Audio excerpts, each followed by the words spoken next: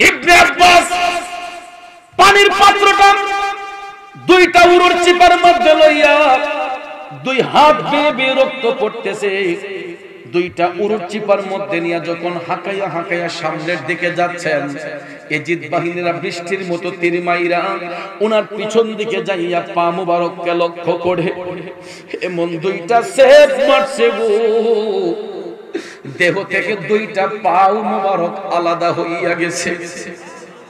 দুইটা হাত নাই, দুইটা পাও নাই।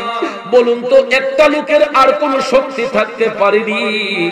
তারপর ইবনে আব্বাস দাঁত দিয়া লুটাটারে কামড় দিয়া ধরলেন, পানির পাত্রটা দাঁত দিয়া কামড় দিয়া ধইরা বুকটাকে জমিনের মধ্যে লাগাইয়া হেসরাইয়া হেসরাইয়া যখন তাঁবুর দিকে রওনা হইলেন, এমন সময় এজিদের গোষ্ঠীরা উনার পিঠ মুবারকে পাড়া দিয়া উনার গর্দান মুবারককে লক্ষ্য কইরা হাতের তরবারি দিয়া এমন একটা সেফ মারছে গো, দেহ থেকে কেল্লা মুবারকটা আলাদা হইয়া গেছে রে। ফুরাত নদীর পারে ইবনে আব্বাস রাদিয়াল্লাহু তাআলা আনহু শহীদ হইয়া গেছে। ইন্না লিল্লাহি ওয়া ইন্না ইলাইহি রাজিউন। আব্বাস আর পানি আনতে পারলেন না, নিজের দেহটাকে রক্ষা করতে পারলেন না, তিনি ফুরাত নদীর পারে শহীদ হয়ে গেলেন। সংবাদটা চলে গেছে ইমাম হুসাইনের কাছে।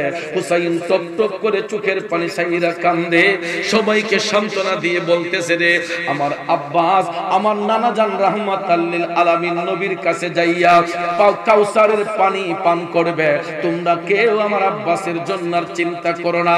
ইবনে আব্বাস শহীদ হয়ে গেলেন। শহর বানু তাকাইয়া দেখতেছেন আলী আসগর ছেব্বা বের করে দিছে, পানি পিপাসায় কাতর হইয়া লাগাম দিয়ে ছেব্বা বের হয়ে গেছে।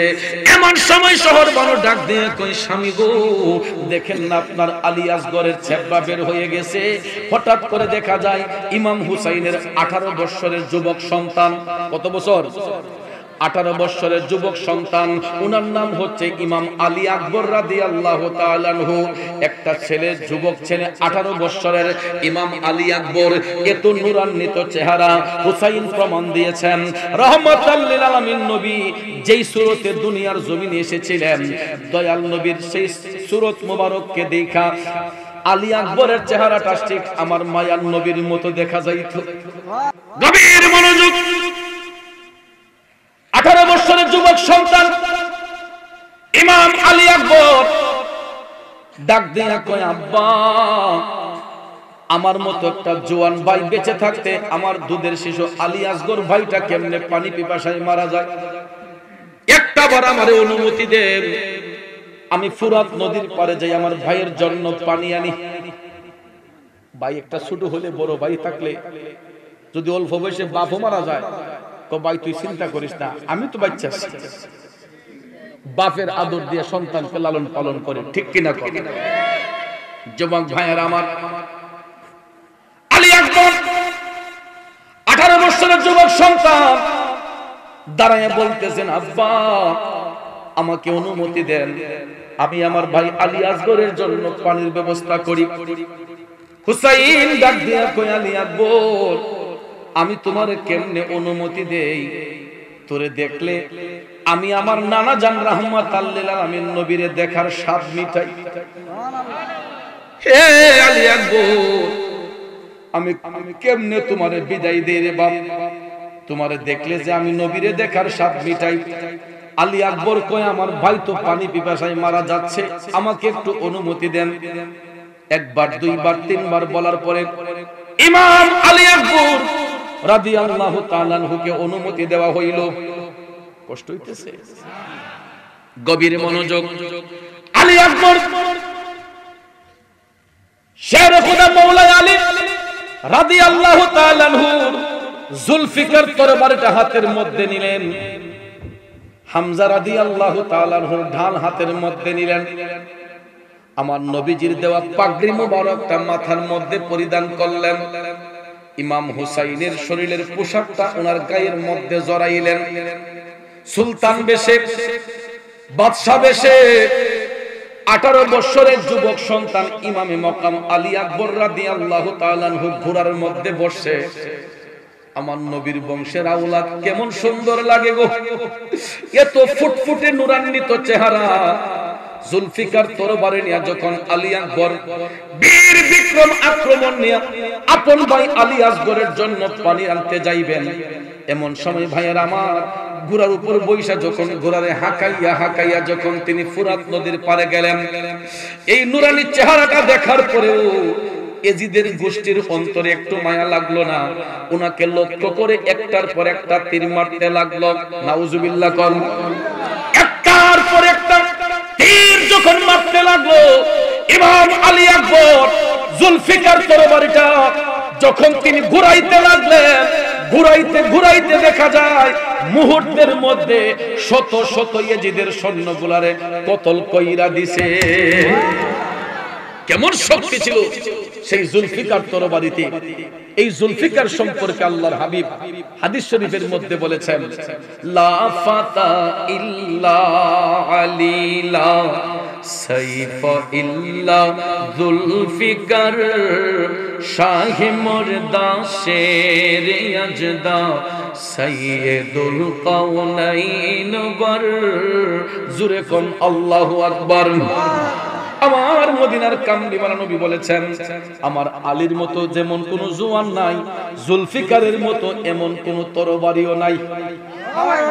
এই জুলফিকার হাতে নিয়ে হযরতে মাওলাই আলী বদরের যুদ্ধে অংশগ্রহণ করেছিলেন, জয়লাভ করেছিলেন। কারবালা ইমাম হুসাইন এই জুলফিকার হাতে নিয়ে ইমাম হুসাইন জয়ী হয়েছেন। কথা কোন ঠিক কিনা? হুসাইনের বংশের আওলাদ ইমামে মুকাম আলী আকবর যখন জুলফিকার হাতে নিয়ে যখন ঘোরাতে লাগলেন, কিছুক্ষণের মধ্যে মেষের পালের মতো শত শত এজিদের সৈন্যগুলারে কচুর মতো কাটতে ফেলছে। কিন্তু ভাইয়ার আমার, তরবারিটা ঘুরাইতে যাইয়া আলী আকবরের গলাটা একটু শুকাইয়া গেছে। আবার ঘোড়াটা নিয়ে তিনি তাঁবুর মধ্যে আসলেন। হুসাইন মনে করলেন আলী আকবর কি পানি নিয়ে আসছে নাকি, দৌড় দিয়ে তাঁবু থেকে বের হলেন আলী আকবর। এমন সময় আলী আকবর ডাক দিয়া কয়, আব্বা, আমার দাদা জান শেরে খুদা মাওলাই আলী জুলফিকার তরবারিতে আল্লাহ এত শক্তি দিয়েছে, এটা ঘুরানোর ফলে আমি মুহূর্তের মধ্যে শত শত ইয়েজিদের সৈন্যরে কতল কইরা দিছি। কিন্তু আব্বা, তরবারিটা ঘুরাইতে যাই আমার গলাটা শুকাইয়া গেছে। একবার যদি আমার গলাটা ভিজাইতে পারতাম, বাকি সমস্ত ইয়েজিদের সৈন্যদেরকে কতল করে দিতে পারতাম। হুসাইন ডাক দিয়া কয়, আলী আকবর, আলী আকবর রে, কেমন করে আমি তোর এখন পানি নিবারণ কইরা দেই, কেমন করে তোর পানির তৃষ্ণা নিবারণ করে দেই। বাবারে, ফুরাত নদীর পানি ছাড়া তো আমাদের হাতের নাগালে আর কোনো পানি নাই। হুসাইন সন্তানের পানির পিপাসা নিবারণ করে দেওয়ার জন্য নিজের জিহ্বা মুবারকটা বের করে দিয়া বলতেছেন, আলী আকবর নে, শেষবারের মতো বাবার জিহ্বাটারে চুইসা একটু গলাটা ভিজে রে আলী আকবর, দুনিয়ার পানি তোর জন্য শেষ হয়ে গেছে রে। শেষবারের মতো বাবার জিহ্বাটা চুইসা গলাটা একটু ভিজাইয়া নে। আমার নানা জান রাহমাতাল লিল আলামিন নবী তোর জন্য কাউসারের পানি নিয়ে অপেক্ষা করতেছে। বাবা হয়ে সন্তানকে বিদায় দিয়েছেন। কেমন ধৈর্য আল্লাহ দান করেছিলেন কারবালার ময়দানে হুসাইনকে। এর পিছনে আল্লাহর হাবিব দোয়া করেছিলেন, আল্লাহুম্মা আতিল হুসাইনা সাবরা ওয়া আজরা। সুবহানাল্লাহ। নবীজি দোয়া করেছিলেন, আল্লাহ গো, আমার হুসাইনকে তুমি ধৈর্য এবং শক্তি দান করো, সবর এবং ধৈর্য তুমি দান করো আমার হুসাইনকে। দয়াল নবীর দোয়ার কারণে চোখের সামনে সন্তানের লাশ দেখার পরেও হুসাইন নিজেকে শক্ত রেখেছেন। আল্লাহু আকবার কোন। বাবাজিরা আমার,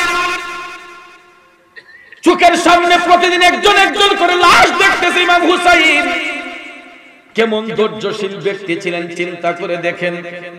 আলী আকবর অনুমতি পাইয়া ঘোড়ার মধ্যে বৈশা ঘোড়ারে হাঁকাইয়া হাঁকাইয়া যখন তিনি আবার ফুরাত নদীর পারে গেলেন, বৃষ্টির মতো কাপ বাতিলরা যখন তীর মারতেছে, ইয়াজিদরা যখন তীর মারতেছে, তিনি যখন তীরের আঘাত ফিরাইতে লাগলেন, ফিরাইতে ফিরাইতে দেখা যায় গো ওনার শরীর মোবারকটা তীরের আঘাতে জর্জরিত হয়ে গেছে। হঠাৎ করে বেয়াদবের দলেরা তীর মারতে মারতে যখন আলী আকবরের কাছে চলে আসলো, ফুরাতের পারে আর যাইতে দেয় নাই, যাওয়ার আগেই এক কাটিয়া দিয়া ফিকল দিয়া ইমাম আলী আকবরকে ঘায়াইতে ঘায়াইতে পুরাটা দেহটার একদম ছিদ্র করে ফেলেছে। নাউজুবিল্লাহ। এক পর্যায়ে বেয়াদবের দলেরা ইমাম আলী আকবরের গলা মোবারককে লক্ষ্য করে হাতে তরবারি নিয়ে এমন একটা সেজ মারছে গো, ফুরাত নদীর পারে আলী আকবর শহীদ হইয়া গেছে। ইন্না লিল্লাহি ওয়া ইন্না ইলাইহি রাজিউন। আলী আকবর শহীদ হইয়া গেলেন, সংবাদ চলে আসলো তাবুর মধ্যে। হুসাইন টপ টপ করে চোখের পানি চাইরা কান্দে। সন্তানের লাশের খবর শুনলে কোন বাবাটা ঠিক থাকতে পারে বলেন? নিজের কলিজার টুকরা সন্তানের খবর পাওয়ার পরেও নিজেকে হুসাইন গুছাইয়া রাখলেন, কাউকে বুঝতে দেন নাই। এমন সময় দেখা যায় শহর বানু ডাক দিয়া কয়, স্বামী গো দেখেন আপনার আলী আসগরের কোন লড়াচড়া নাই, আর মনে হয় আলী আসগরকে বাঁচাতে পারবো না। চোখ গোলা উল্টাইয়া দিছে। এই অবস্থা দেখা ইমাম হুসাইন রাদিয়াল্লাহু তাআলা আনহু রুগ্ন সন্তান, জিনার মাধ্যমে নবীর বংশ এখনো জারি আছে, ওনার নাম হচ্ছে ইমাম জাইনুল আবেদিন রাদিয়াল্লাহু তাআলা আনহু। সুবহানাল্লাহ কোন ইমাম জাইনুল আবেদিন রাদিয়াল্লাহু তাআলা আনহু, তিনি রুগ্ন সন্তান ছিলেন, অসুস্থ ছিলেন। উনিও দাঁড়িয়ে বলে, আব্বা আমার ভাই আলী আকবর দুনিয়া থেকে শহীদ হয়ে গেছে, আমি বেঁচে থেকে লাভ কি? আমি আমার ভাইয়ের জন্য পানি আনতে গিয়া শহীদ হয়ে যাই। তখন হুসাইন টপ টপ করে চোখের পানি ছাইরা কান্দে। জৈনুল আবেদিনের টান দিয়া বুকের মধ্যে জড়াইয়া হুসাইন ডাক দিয়া কয়, জৈনুল আবেদিন তুমিও যদি শহীদ হইয়া যাও, নবীর বংশ তোমার অস্তিত্ব থাকবে না, তোমার মাধ্যমেই দয়াল নবীর বংশ জারি থাকবে। আমি তোমার জন্য দোয়া করতেছি, তোমাকে যেতে হবে না, তুমি অসুস্থ সন্তান। এই বলে জাইনুল আবেদিনের জন্য দোয়া করলেন। এবার দুধের শিশু আলী আসগরকে হুসাইন নিজের কোলের মধ্যে নিলেন। শহর বানুকে বললেন, দেও আমার কোলে দাও। বাবা সন্তানকে কোলে নিলেন।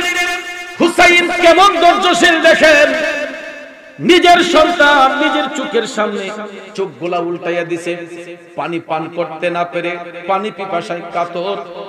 হুসাইন 6 মাসের দুধের শিশু আলী আসগর কুলের মধ্যে নিয়ে তিনি ফুরাত নদীর পারের দিকে রওনা দিলেন। পানির পিপাসা এমন একটা পিপাসা, একটা পিপিলিকা দেখতে যদিও দুর্বল মনে হয়, দেখবেন ছোট্ট একটা পিপিলিকাও পানি পান করে। আমার মদিনার কামলিওয়ালা নবী চোখের পানি মুবারক ছেড়ে কাঁদে। হঠাৎ করে খাতুনে জান্নাত দেখলেন, নবীজির চোখের পানি মুবারক টপ টপ করে পড়তেছে। খাতুনে জান্নাত ডাক দিয়া কই, নবী গো হাসান হুসাইন কি আপনারে কোনো কষ্ট দিছে? আবার নবী কয়, না রে ফাতেমা না, আমার নাতি হাসান হুসাইন কোনদিন কোনো কারণে আমি রাসূলকে কষ্ট দিতে পারে না। খাতুনে জান্নাত বলেন, নবী গো তাইলে আপনার চোখের পানি পড়তেছে কেন? এমন সময় আমার নবী কেঁদে কেঁদে হুসাইনকে জড়াইয়া ধইরা ডাক দিয়া কয়, ফাতেমা তোমরা কোনদিন আমার নাতি হাসান হুসাইনকে কষ্ট দিও না। নবী ডাক দিয়া কয়, ফাতেমা রে, হাসান হুসাইন কষ্ট পাইলে আমি নবী কষ্ট পাই, হাসান হুসাইন আনন্দিত হলে আমি রাসূল আনন্দ পাই। নবী ডাক দিয়া কয়, ফাতেমা আমি কান্দি এই জন্য গো, আজ থেকে 50 বছর পরে কারবালা নামক প্রান্তরে আমার উম্মতের মধ্যে কিছু জাহেল উম্মত আমার নাতি হুসাইনের বুকের উপর বৈশা আমার নাতি হুসাইনের গলার মধ্যে ছুরি চালাইবে। নবীর কথা সত্য না মিথ্যা? আমার স্নান ঘাটের বাবাজিরা গো, ও যুবক বন্ধুরা আমার শুনো রে, কারবালা সংগঠিত হওয়ার 50 বছর আগেই নবীর কাছে সংবাদ ছিল কি ছিল না? জওয়ান ভাইয়ের আমার, দাজ্জালের দলরা কই, বাতিলের দলরা বলে কারবালায় হুসাইন শহীদ হবে। নবী যদি জানতেন ফিরাইলেন না কেন? নাউজুবিল্লাহ কোন। আরে মূর্খের দলেরা, কারবালা সংগঠিত হোক এটা আমার মায়ার নবীর ঈমানের দাবি ছিল, ঠিক না ঠিক? যদি কারবালা সংগঠিত না হইতো আজকে আমরা সত্য ইসলামটা পাইতাম না, রিসালাতের আদর্শ পাইতাম না। কারণ বাবাজির আমার কালেমা পড়লে মুসলমান পরিচয় দেয়া যায়, কিন্তু মুমিন হইতে গেলে প্রেমের বিষয় আছে না নাই? মুসলমান দুই ভাগে বিভক্ত, কিছু কিছু মুসলমান মুমিন, আবার কিছু মুসলমান মুনাফিক, ঠিক কিনা কোন? কিছু মুসলমান মুমিন, কিছু মুসলমান মুনাফিক। মুনাফিক মুসলমান কারা হয়? যারা দয়াল নবীর সাথে বিয়াদবি করেছে, রাসূলের আহলে বায়াতের সাথে যারা বিয়াদবি করেছে, এরা কোনদিন মুমিন হতে পারে না। আলহামদুলিল্লাহ বাবাজিরা আমার, বন্ধুরা আমার, গভীর মনোযোগ, আহলে বায়াতের মহব্বতে আমারে হাদিয়া দিছে। আলহামদুলিল্লাহ কল। কারবালার করুণ কাহিনী কেমনে ভোলা যায়, কারবালার করুণ কাহিনী কেমনে ভোলা যায়। নবীর আওলাদ শহীদ করলো দুষ্ট ইজিদরা, কারবালার করুণ কাহিনী কেমনে ভোলা যায়। আমার যুবক বন্ধুরা, ও মুরব্বি বাবাজিরা গো, একটাবার নিজের দিকে চিন্তা করে দেখেন তো, আপনার চোখের সামনে যদি আপনার ছেলের গলার মধ্যে কেউ ছুরি লাগায়, আপনি বাবা হইয়া কি সহ্য করতে পারবেন? কথা কোন পারবেন? আপনার চোখের সামনে আপনার বাতিজার গলায় যদি কেউ ছুরি চালায়, চাচা হইয়া কি কোন ব্যক্তি সহ্য করতে পারবে? এ বন্ধু, সেই মুহররমের 7ই মুহররমে ফুরাত নদীর পারে কি ঘটেছিল গো? ইমাম হুসাইন যখন আহলে বায়াতের সদস্যদেরকে নিয়ে যখন ফুরাত নদীর পারে কারবালা নামক প্রান্তরে গিয়া যখন উপস্থিত হলেন, বাবাজিরা আমার, ইমাম হুসাইন তো ঝগড়া করার জন্য যান নাই, ফেসাদ করার জন্য যান নাই। কুফাবাসীর আমন্ত্রণে হুসাইন যখন কুফার উদ্দেশ্যে রওনা হয়েছিলেন, অর্ধেক রাস্তা যাবার পরে যখন কুফার কাছাকাছি চলে গেলেন, তখনই তিনি কারবালা নামক প্রান্তরে উপস্থিত হলেন। তখন পর্যন্ত হুসাইন জানতেন না যে ওই জায়গার নাম কারবালা। বাবাজিরা আমার, বন্ধুরা আমার, 3 রাত 3 দিন হাঁটার পরে ইমাম হুসাইন যখন ওই এলাকার একটা যুবককে জিজ্ঞেস করেছিলেন, যুবক তুমি জানোনি আমি হুসাইন কোন জায়গার মধ্যে আছি? ওই যুবকটা তখন ডাক দিয়া বলছিল, হুজুর আপনি বর্তমানে যেই জায়গার মধ্যে এসেছেন ওই জায়গাটার নাম হলো কারবালা। যখন হুসাইন শুনলেন জায়গার নাম কারবালা, চিৎকার মেরে হুসাইন বলে উঠলেন, এ আমার সদস্যরা কে কোথায় আছো রে? এই জায়গার নাম যদি কারবালা হয়ে থাকে আমরা এখান থেকে একটু পিছপা হতে পারবো না। কারণ আমার নানা জান রাহমাতাল লিল আলামিন নবী বলেছিলেন, কারবালার ময়দানই হবে আমি হুসাইনের শেষ নিঃশ্বাসের জায়গা। হুসাইন টক টক করে চোখের পানি ছেড়ে কান্দে, ডাক দিয়া কই, যদি এই জায়গার নাম কারবালা হয় এখানে আমাদেরকে অবস্থান নিতে হবে। সবাইকে নির্দেশ দিলেন, তোমরা তাবু খুঁড়তে শুরু করো। আব্বাজিরা আমার, এই যে আমরা ছামিয়ানার নিচে বসলাম, বাঁশগুলা মাটির নিচে গাছছে কি গাছছে না? আপনারা বলেন তো, মাটির নিচে মাটি থাকে না অন্য কিছু থাকে? মাটির নিচে মাটি থাকে, কিন্তু কারবালার মাটি মাটি না।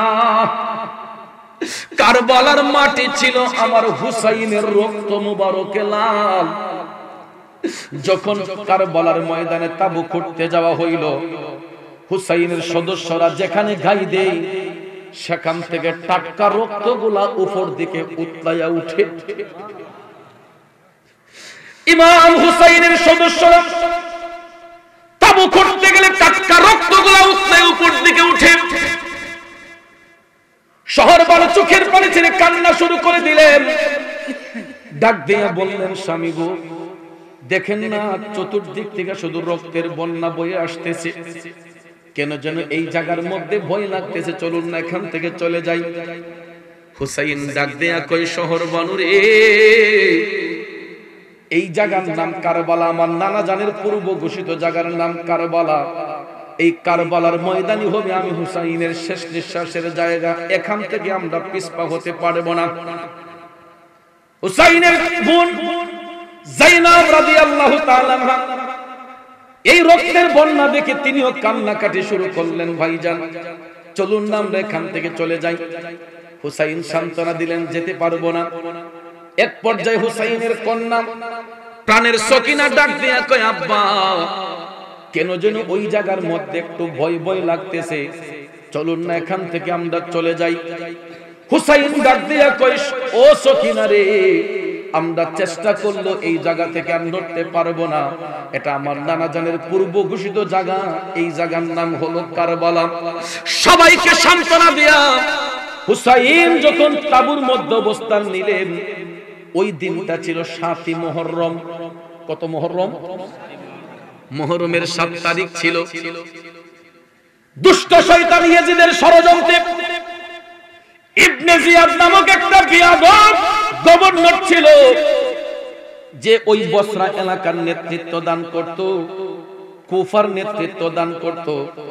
সেই দুষ্ট শয়তান ইবনে জিয়াদ ৪,০০০ সৈন্য নিযুক্ত করে দিল ফুরাত নদীর চতুর্পাড়ে। কারণ পানি ছাড়া কোনো জীব বাঁচতে পারে না। কথা কোন ঠিক না ঠিক? পানি ছাড়া কোনো জীব বাঁচতে পারে? পানির পিপাসা যখন হয়, দেখবেন খালের পানি অন্তত খাইলে তৃষ্ণা নিবারণ হয়, তখন আর কেউ টিউবওয়েলের পানি খোঁজে না, হাতের কাছে যেই পানি পায় এটা পান করেই তৃষ্ণা নিবারণ করে ফেলে। ঠিক কিনা বলেন? যুবক ভাইয়ার আমার, হুসাইন আহলে বায়তের সদস্যদেরকে নিয়ে তাবুর মধ্যে যখন অবস্থান করলেন ৭ই মুহররমে, ওই দিন ইবনে জিয়াদ ৪,০০০ সৈন্য নিযুক্ত করেছিল ফুরাত নদীর চতুর্পাড়ে। সবাইকে পানি নিতে দিও, কিন্তু হুসাইনের কাফেলার একটা সদস্যকে তোমরা পানি নিতে দিও না। নাউজুবিল্লাহ। যাদের কারণে পানির সম্মান, যাদের কারণে দুনিয়ার সম্মান, যাদের কারণে আখিরাতের সম্মান, সেই নবীর আহলে বায়াতের জন্য পানির রাস্তা বন্ধ। নাউজুবিল্লাহ। এরা কেমন মুসলমান যারা নবীর আওলাদদেরকে পানির রাস্তা বন্ধ করে দিল? ও বন্ধুরে, হুসাইন যদি পানি আনতে যান, তাদের সঙ্গে মোকাবেলা করতে হবে, কিন্তু রক্তপাত ঘটানো এটা নবীর বংশের আদর্শ নয়, ফ্যাসাদ করা নবীর বংশের আদর্শ নয়।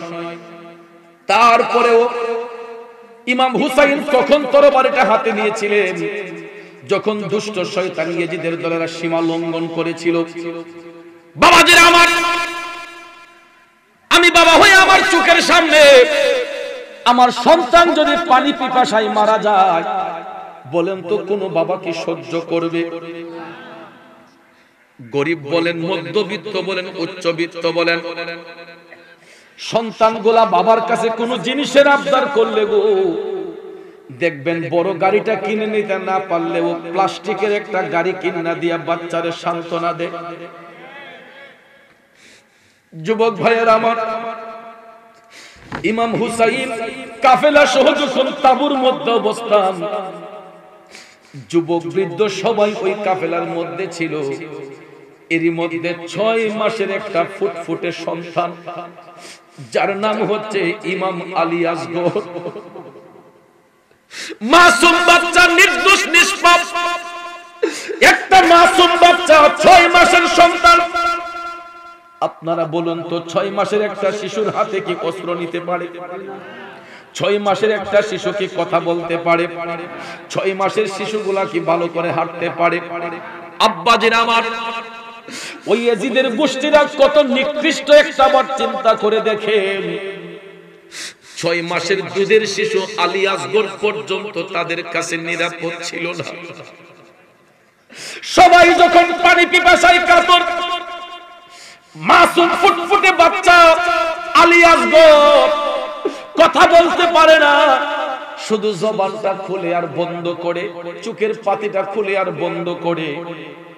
আল্লাহ রাব্বুল আলামিন পৃথিবীর জমিনে মাদেরকে এমন একটা শক্তি দান করছে, একটা মা যখন তার সন্তানের দিকে তাকায়, ওই মা বুঝতে পারে তার সন্তান কি চাই।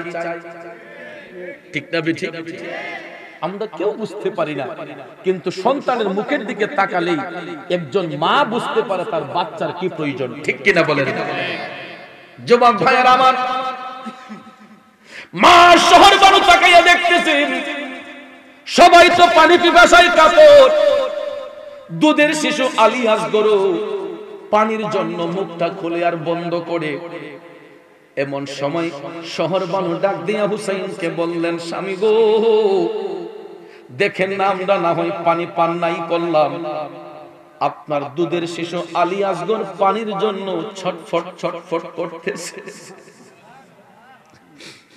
হুসাইন চোখের পানি ছেড়ে কান্দে। শহর বানু রে, এই মুহূর্তে তো আমি হুসাইন তোমাকে সবকিছু আইনা দিতে পারি, কিন্তু পানির রাস্তা তো আমাদের জন্য বন্ধ। ফুরাত নদীর পানি ছাড়া তো আর কোনো পানি নাই। এই পানি আনতে গেলে তো তাদের সঙ্গে মোকাবেলা করতে হবে। দুইজন যখন কথাবার্তা বলতেছেন, এমন সময় ইমাম হুসাইনের চাচাতো ভাই আব্দুল্লাহ ইবনে আব্বাস রাদিয়াল্লাহু তাআলা আনহু, তিনি আয়েশা ইমাম হুসাইনকে সালাম দিলেন, ডাক দিয়ে বললেন, ভাইজান, আমার মতো একটা জওয়ান চাচা বাইচা থাকতে আমার ভাতিজা দুধের শিশু আলী আসগর কেমনে পানি পিপাসায় মারা যায়, আমি চাচা হয়ে এটা সহ্য করতে পারবো না। আপনি আমারে একটাবার অনুমতি দেন, আমি আমার ভাতিজা আলী আসগরের জন্য পানি আনতে ফুরাত নদীর পাড়ে যাই। হুসাইন ডাক দিয়ে কই, ইবনে আব্বাস রে, এই জালেমের দলেরা তোকে রেহাই দিবে না, এরা তোমার রক্ত পিপাসু হয়ে যাবে। একবার, দুইবার, তিনবার বলার পরে হুসাইন যখন দেখলেন ইবনে আব্বাসকে আর ফিরানি যাচ্ছে না, তখন বললেন, ইবনে আব্বাস যাও যাও যাও, দুনিয়ার পানি তোমার জন্য বন্ধ হয়ে গেছে, আমার নানা জান কাউসারের পানি নিয়ে তোমার জন্য অপেক্ষা করতেছে। এই বলে আব্দুল্লাহ ইবনে আব্বাস রাদিয়াল্লাহু তাআলা আনহুকে তিনি বিদায় দিলেন। আব্দুল্লাহ ইবনে আব্বাস রাদিয়াল্লাহু তাআলা আনহু দুধের শিশু আলী আসগরের পানি পিপাসা নিবারণ করে দেওয়ার জন্য ঘোড়ার উপর বসলেন। হুসাইন লাগাম ধরলেন। তখন ঢাল হাতের মধ্যে নিয়ে, তরবারি হাতের মধ্যে নিয়ে ইবনে আব্বাস যখন ঘোড়াটারে হাঁকাইয়া হাঁকাইয়া যখন ফুরাত নদীর কাছে গেলেন, ইয়াজিদ বাহিনীরা চতুর্দিক অবরুদ্ধ করে রেখেছে, একটা রাস্তাও নাই যে তিনি ঢুকে একটু পানি আনবেন। ওনাকে লক্ষ্য করে ইয়াজিদ বাহিনীরা ডাক দিল, কই তোমাদের জন্য পানি নেওয়া নিষেধ, চলে যাও।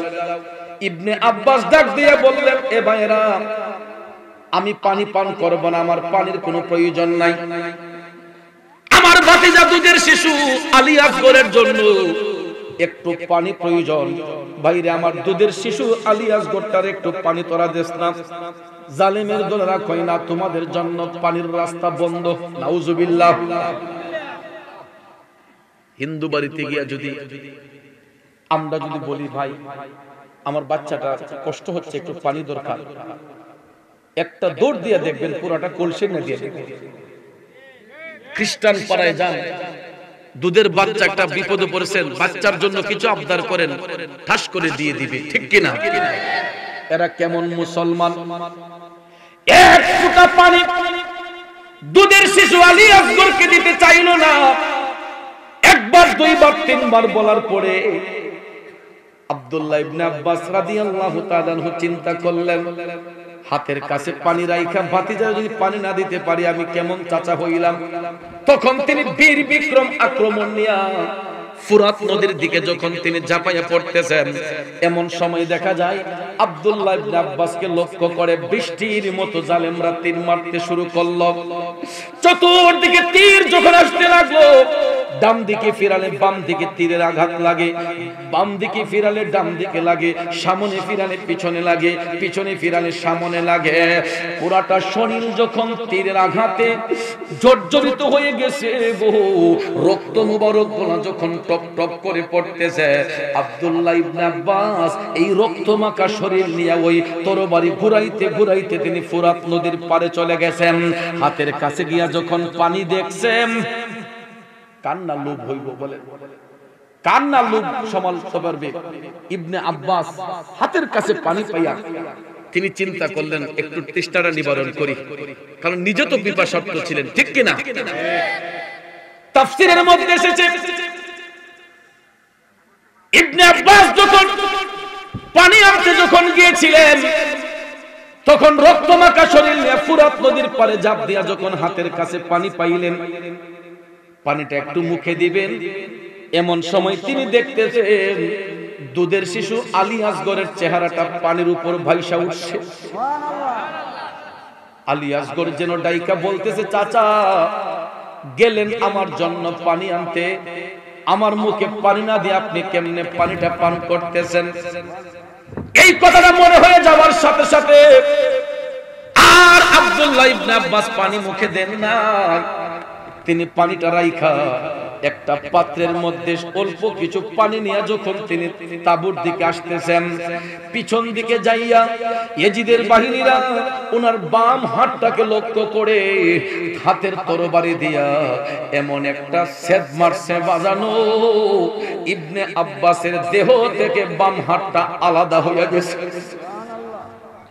ফিচকি দিয়ে রক্ত মুবারক বের হয়ে গেল।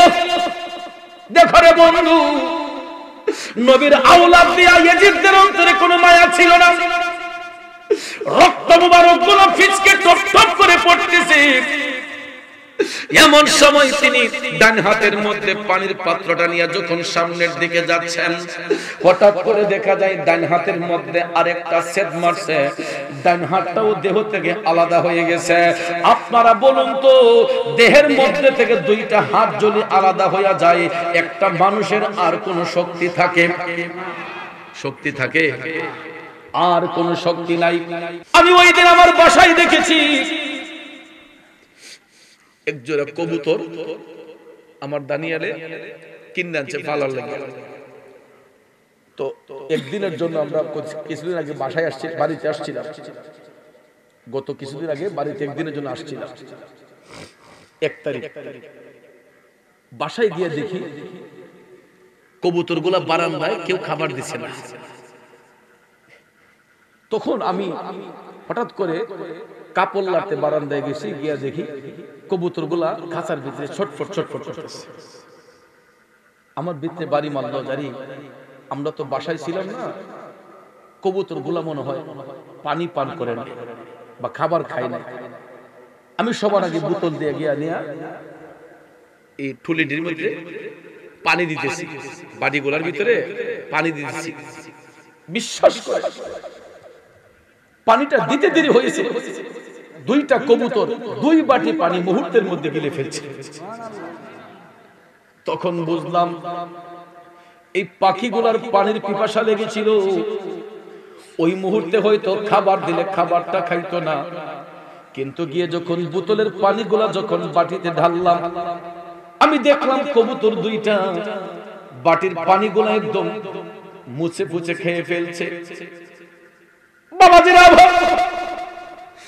এটা থেকে চিন্তা করে দেখেন তো, আমরা তো মানুষ জাতি, 1 দিন 2 দিন 3 দিন যদি পানি পান না করা হোক, কোন মানুষটা বাঁচতে পারবে বলেন? গভীর মনোযোগ। 6 মাসের দুধের শিশু আলী আসগর চোখগুলা উল্টাইয়া দিছে, নড়াচড়া নাই।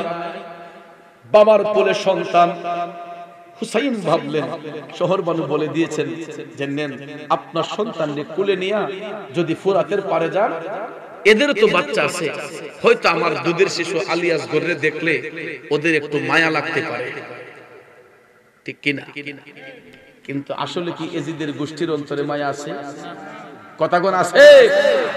ইমাম হুসাইন সন্তানকে কোলের মধ্যে নিয়ে তিনি যখন ফোরাত নদীর পারে গেছে গো, যায় এজিদ বাহিনীকে বলতেছে, দেখ রে, আমি হুসাইনের পানির প্রয়োজন নাই, আমি হুসাইন পানি চাই না, আমি হুসাইন পানি খাইব না, আমার দুধের শিশু আলী আসগর একটা ফোঁটা পানির জন্য হাহাকার করতেছে, তোদের হাতে করে একটা ফোঁটা পানি আমার আলী আসগরকে এনে দে। দেখেন ভাইয়ের আমার, যাদের কারণে পানির সম্মান, হুসাইন দুষ্ট শয়তান ইয়াজিদদেরকে সন্তানের জন্য একটু নিচে নাইমাই বলতেছেন, তোদের হাতে একটু পানি আইনা আমার সন্তানকে দে। ডাইরেক্টলি এজিদের গোষ্ঠীরা নিষেধ দেয়, কয় না, তোমাদের জন্য পানির রাস্তা বন্ধ, সবাই পানি দিতে পারবে, তোমাদেরকে পানি দেওয়া যাবে না। বাবাজির আমার, বন্ধুরা আমার, বলেন তো হাতের কাছে পানি পাইয়া কোন বাবাটা সন্তানের মুখে পানি না দেওয়ার চেষ্টা করবে?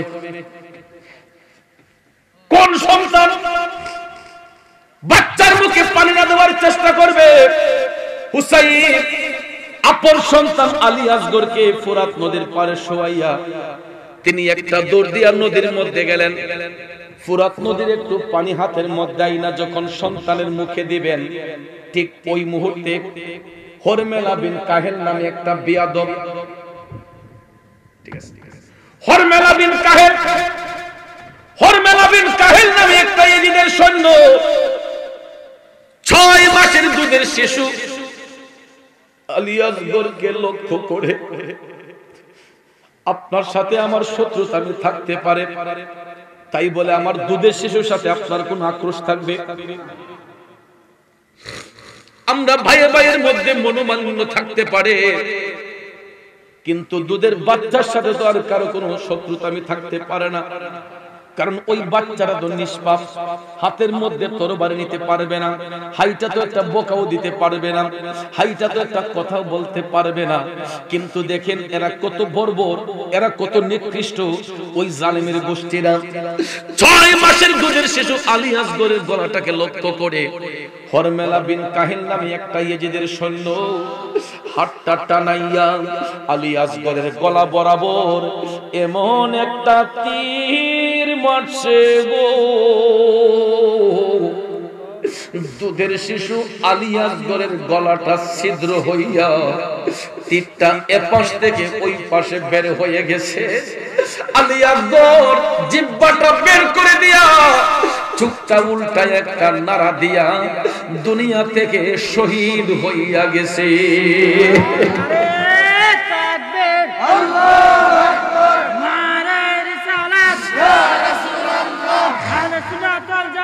জিন্দাবাদ জিন্দাবাদ।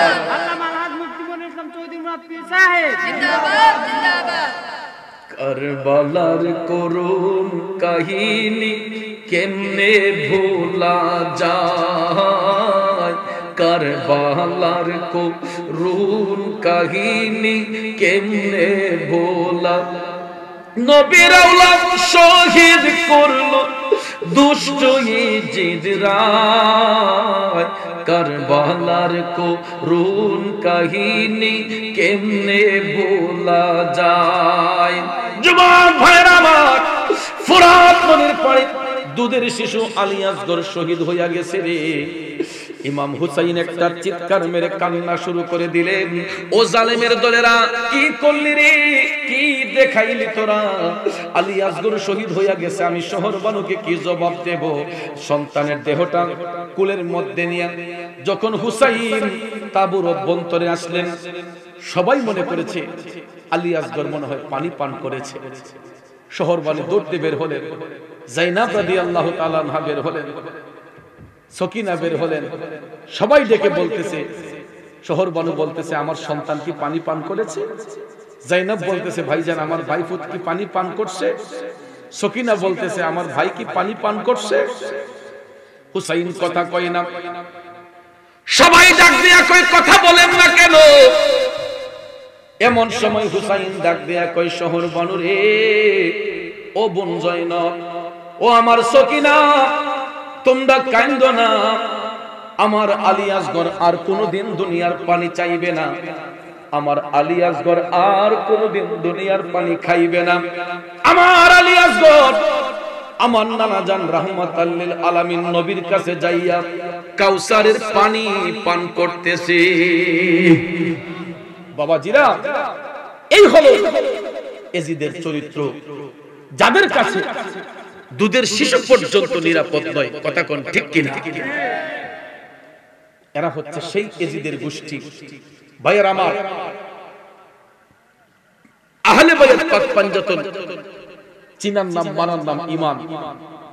আমরা কারবালাকে অন্তরে লালায়িত করি, আমরা আহলে বায়াত পাক পাঞ্জাতনকে ভালোবাসি। কথা কোন ঠিক কিনা? তো ভাইয়ের আমার, বাবাজির আমার, কারবালা এমন একটা বিষয়, এমন একটা সাবজেক্ট। আমার নানা আওলাদ রাসূল বলতেন যে কারবালার আলোচনাটা ওই সমস্ত প্রেমিকদের কাছে করতে হয় কারবালার নামটা শুনলেই যার চোখ দিয়ে পানি চলে আসে। কারণ এটা বুঝতে হবে, কারবালায় কারা শহীদ হয়েছেন, কারা রক্তে লাল হয়েছেন। এরা কোন হিন্দু পরিবারের নয়, খ্রিস্টান পরিবারের নয়, বৌদ্ধ পরিবারের নয়, এরা রাহমাতাল লিল আলামিন নবীর পরিবারের সদস্য। কথা কোন ঠিক কিনা?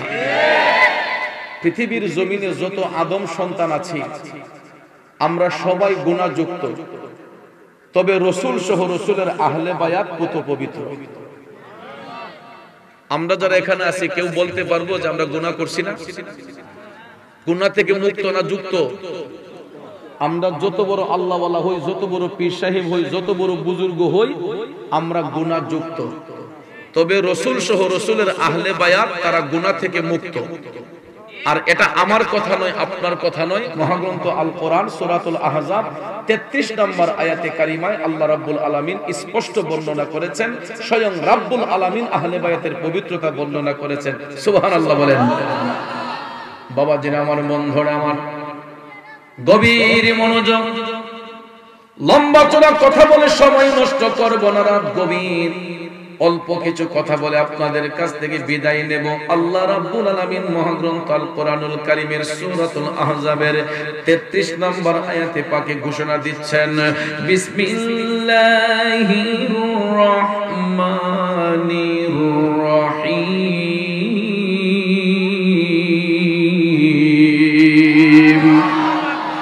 ইন্নামা ইউরিদুল্লাহু লিইয়ুযহিবা আনকুমুর রিজসা আহলাল বাইতি ওয়া ইউতাহিরাকুম তাতহীরা।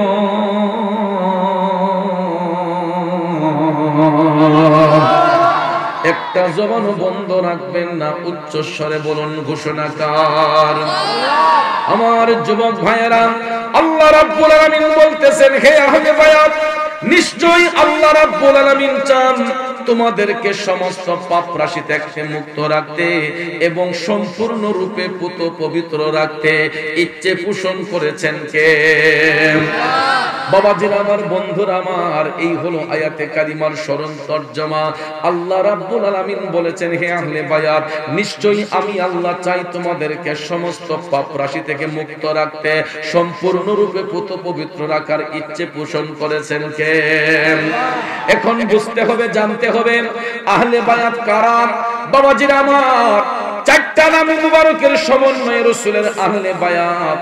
প্রথম নামটা হচ্ছে যার মাধ্যমে বেলায়েত এসেছে, যিনি হচ্ছেন বেলায়েতের বাদশা, শেরে খোদা হযরতে মাওলায়ে আলী কাররামাল্লাহু ওয়াজহাহু। 2 নম্বর নাম মুবারকটা হচ্ছে নবীজির কলিজার টুকরা সন্তান আম্মা জান খাতুনে জান্নাত মা ফাতেমাতুজ জাহরা রাদিয়াল্লাহু তাআলা আনহা। 3 নম্বর নাম মুবারকটা দয়াল নবীর চোখের মণি হযরতে ইমাম হাসান রাদিয়াল্লাহু তাআলা আনহু। 4 নম্বর নাম মুবারকটা হচ্ছে নবীর কলিজার টুকরা নাতি হযরতে ইমাম হুসাইন রাদিয়াল্লাহু তাআলা আনহু। এই 4টা নাম মুবারকের সমন্বয়ে রাসূলের আহলে বায়াত। এখন আল্লাহ রাব্বুল আলামিন কখন এই আয়াতে কারিমা নাজিল করেছিলেন, কোন সময় করেছিলেন?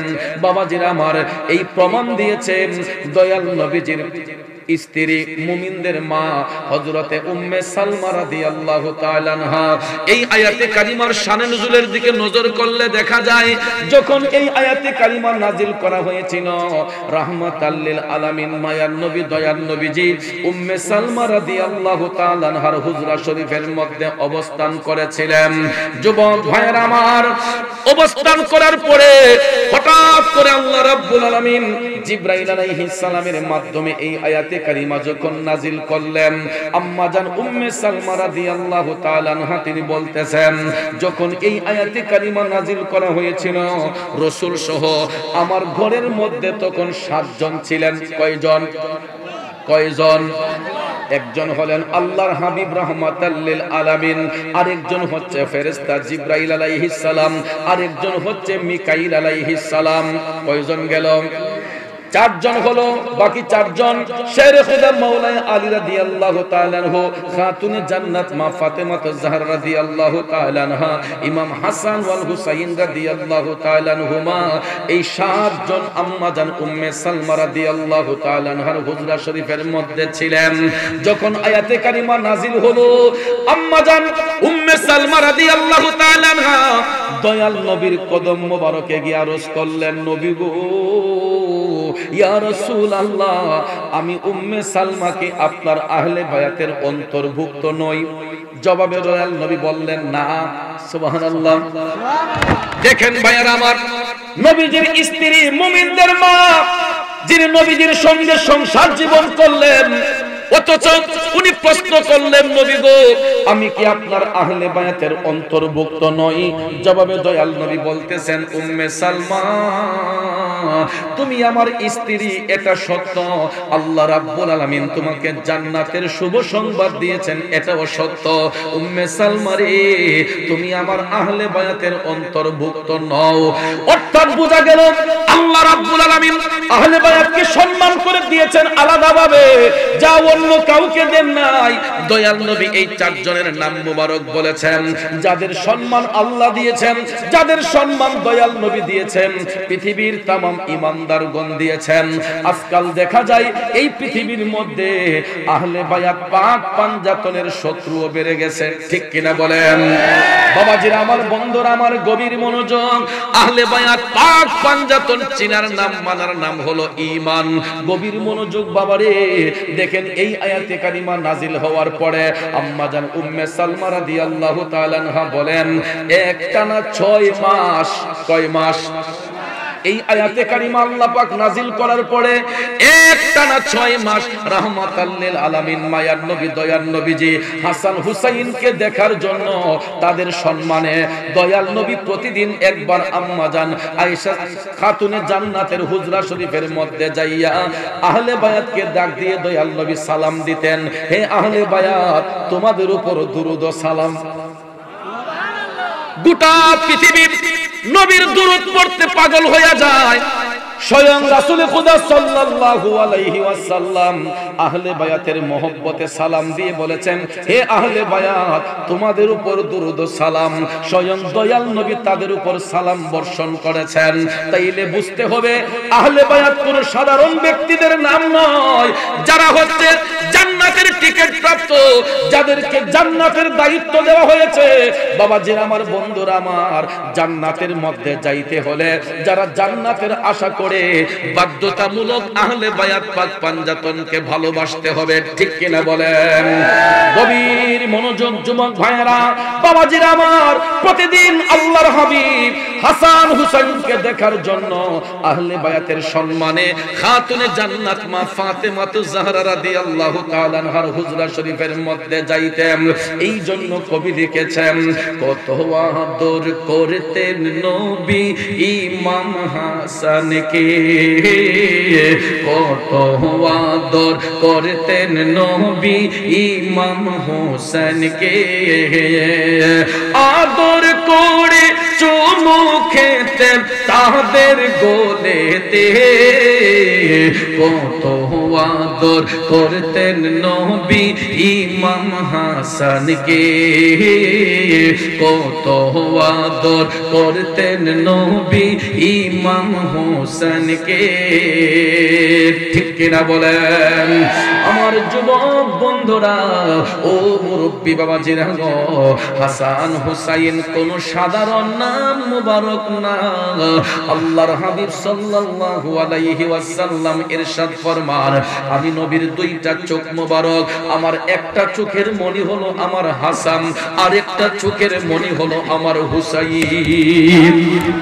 এই জন্য ইমামে আলা হযরত আজিমুল বারাকাত হাদিকে বকশিশের মধ্যে চমৎকার ভাষায় তিনি লিখেছেন, তেরি নসলে পাক মে হে বাচ্চা বাচ্চা নূর কা, তেরি নসলে পাক মে হে বাচ্চা বাচ্চা নূর কা,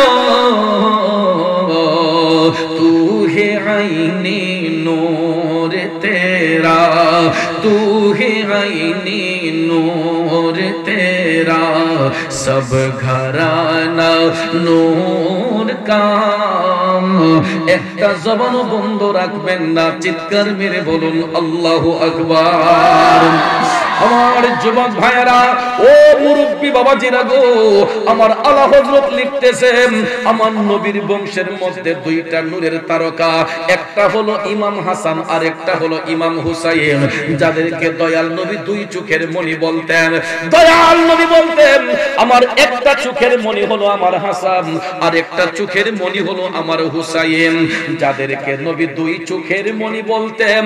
এই হাসান হুসাইনের সাথে যারা বেয়াদবি করে আপনারা বলেন তো, এরা কি কোন হিন্দু পরিবারের সন্তান, খ্রিস্টান পরিবারের সন্তান, বৌদ্ধ পরিবারের সন্তান?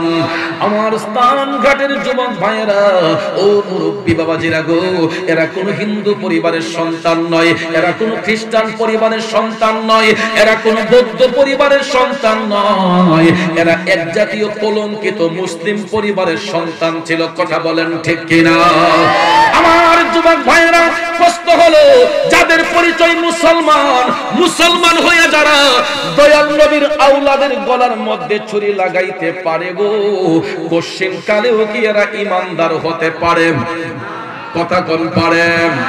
এই জন্য ভাইয়েরা আমার বন্ধুরা গো, দয়াল নবীর আহলে বায়াতের সঙ্গে ইহুদি খ্রিস্টানরা বিয়াদবি করে নাই, হিন্দু বৌদ্ধরা বিয়াদবি করে নাই, করেছিল মুসলমান নামের মুনাফিক মুসলমানগুলা। আর ওই মুনাফিক মুসলমানগুলা নবীর আওলাদ হুসাইনের গলায় ছুরি চালাবে বিদায় 50 বছর আগেই দয়াল নবীজি ভবিষ্যৎবাণী দিয়েছিলেন। এটা সহিহ তিরমিজিতে বর্ণনা এসেছে, কারবালা সংগঠিত হওয়ার 50 বছর আগে দয়াল নবীর কাছে সংবাদ ছিল। এটা কেমনে দেখুন, আল্লাহর হাবিব সাল্লাল্লাহু আলাইহি ওয়াসাল্লাম প্রতিদিনের ন্যায় যখন হাসান হুসাইনকে দেখতে গেলেন, হুজরা শরীফের মধ্যে যায়া নবী দেখতেছেন হাসান হুসাইন ঘরের মধ্যে নাই। দয়াল নবী ডাক দিয়া কয়, ফাতেমা, আমার নাতি হাসান হুসাইন কোথায়? তাদেরকে ডাকো, আমি রাসূল তাদেরকে দেখতে এসেছে। আম্মা জান খাতুনে জান্নাত মা ফাতেমা জাহরা রাদিয়াল্লাহু তাআলা আনহা ডাক দিয়া কই, ও হাসান হুসাইন রে, তোমাদেরকে রাহমাতাল লিল আলামিন নবী তলব করেছেন।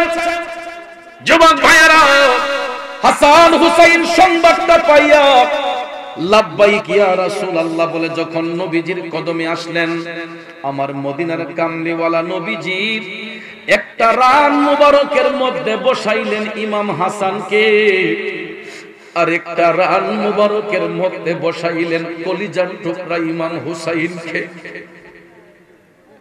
আমার বাবাজিরা গভীর মনোযোগ, নবীজির দুইটা রান মুবারকে দুই নাতিরে বসাইলেন। যারা মেয়ের ঘরে নাতি দেখছেন আপনারা বুঝতে পারবেন একজন নানার কাছে নাতির আদরটা কতটুকু। যারা নানা হয়েছে নানাই বুঝতে পারে নানার কাছে নাতির আদরটা কতটুকু। আবার মায়ার নবী দুই নাতিকে দুই রান মুবারকে বসাইলেন। একটা চুম্বন দেন ইমাম হাসানের গালে, আর একটা চুম্বন দেন নবী ইমাম হুসাইনের গালে। হাসান হুসাইনের গালে নবী চুম্বন দেয়া হঠাৎ করে দয়াল নবী ইমাম হুসাইনকে জড়ায়া দইরা টক টক করে চোখের পানি ছাইরা কাঁদে।